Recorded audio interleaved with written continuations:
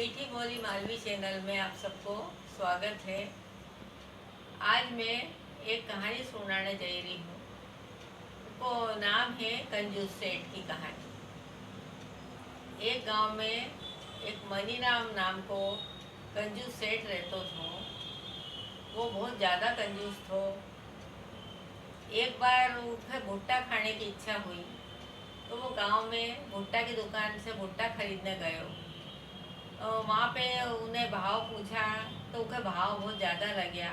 4-5 दुकान पे गयो तो भाव नहीं जमे उनको। एक दुकानदार ने चीड़ी मैंने कही दे उखे कि तुम खेत से क्यों नहीं तोड़ीने लई आओ। तो यह बात सेठ के जमी गई उन्हें, क्योंकि हाँ मुफ्त में मिल ही जाएगा खेत से तो भुट्टा अपना। तो सेठ खेत पे गए भुट्टा तोड़ने। अब गांव और खेत का बीच में एक नदी पड़ती थी, उसको पार करीने जाणू पड़तो तो खेत पे।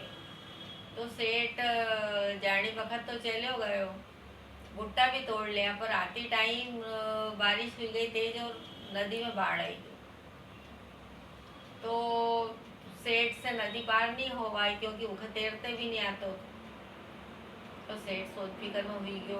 फिर उन्हें मान ली कि यदि मैं सीधी तरह से अच्छी तरह से नदी पार कर ली बने और गांव पहुंची गयो तो मैं 101 ब्राह्मण के भोजन कर। अब उन्हें आँख बंद करी और धीरे धीरे पाँव जमा तो नदी पार करने लगी। तो थोड़ी हिम्मत भी आएगी मान लेना से उसका मन में कि नहीं पहुंची जाऊंगा मैं। तो आधी दूर पहुंची गई। ऐसा करते करते फिर उन्हें सोचो कि आधी दूर तो आई गयो, अब 101 ब्राह्मण के काय का नाम को भोजन 51 के जी मई दूंगा। ऐसा करते करते फिर धीरे धीरे चलने लगे। थोड़ा पानी भी नदी में कम हुई गयो और ऐसा करते करते वो किनारा पे पहुंची गयो। पहला उन्हें क्यों कि 21 के जी मई दूंगा, फिर 11 पे आई गयो 11 ब्राह्मण के जी मई दूंगा। धीरे धीरे किनारो आई गयो, फिर 5 पे आई गयो कि 5 के जी मई दूंगा। और आखिरी में जब पहुंची गयो किनारा पे तो उन्हें कही दियो, उन्हें सोचो कि मैं तो एक ब्राह्मण की जी मई। अब वो घर पहुंची गयो। अब उन्हें दूसरे दिन अपनी पत्नी ने कहो कि मैंने मान ली है और एक ब्राह्मण के मैं खाना खिलाऊंगा।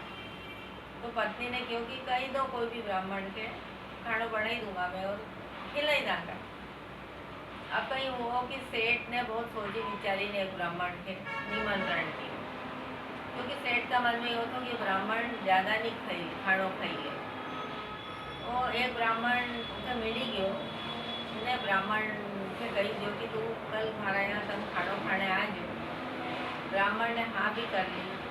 उसके बाद सेठ जी ने उसे 9 बजे को टाइम दियो कि 9 बजे आई जाओ, फिर मैं दुकान पे जाऊँ। तो ब्राह्मण 9 बजे नहीं आयो और ब्राह्मण 12 बजे आए।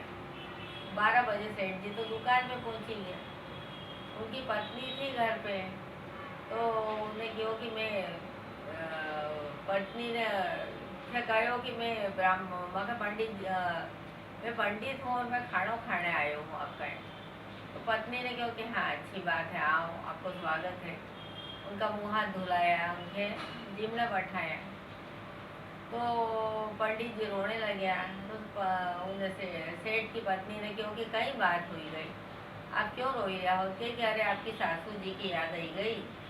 वे होता तुम्हारे 11 अशर की जिमने का पहला देता। तो पंडित जी थे उन्हें सेठानी ने कहो कि अरे कहीं हुई कि हमारी सासू जी नहीं है तो मैं तो हूँ, मैं आपके दूँगा। उन्हें 11 अशर की दी। पंडित जी थे और उनका बाद उनके खानों खिलाए। अब पंडित जी विदा लेने घरे गया।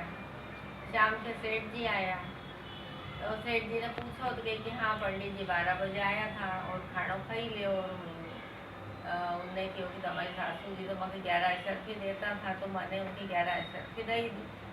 सेठ के तो बहुत गुस्सा आयो। उन्हें कि यो कहीं करियो तो काय का नाम की 11 अशर भी थी, मैं अभी वापस लेने आऊँ। तो सेठ जी राते पहुंची गया पंडित का घर। अब वहाँ पंडित जी की आवाज़ मालूम थी कि सेठ बहुत कंजूस है और वापस लेने नहीं आई जाए अशरफी हो। तो पंडित जी लेटी गया और घर का लोग ना रोने लगे। अब तो पंडित सेठ जी ने कहो कि कहीं हुई गयो और पैसा भी पहुँचाऊँ। तो सेठ घरे गयो और उन्हें नौकर का हाथ सब सामान भिजवायो, पैसा भिजवाया और उसका बाद चुपचाप अपना घर में बैठी गया।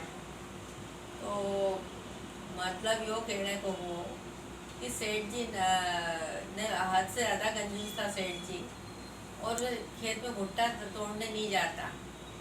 तो मतलब उनको जो पैसा खर्च हुआ वैसा बच ही जाता, पर कंजूसी करना में कहीं वो कि उनके और पैसा लगी गया, ज़्यादा लगी गया, जिससे तो अपना भुट्टा खरीदना खाई लेता दुकान से। तो कभी कभी कहीं है कि कंजूसी करना महंगो पड़ी जाए। तो सेठ जी के यह बात समझ में आई नहीं और उनके फालतू पैसा खर्च हुआ। और आज बस इतना काफ़ी है। अगला वीडियो में अपन जल्दी मिला। नमस्कार।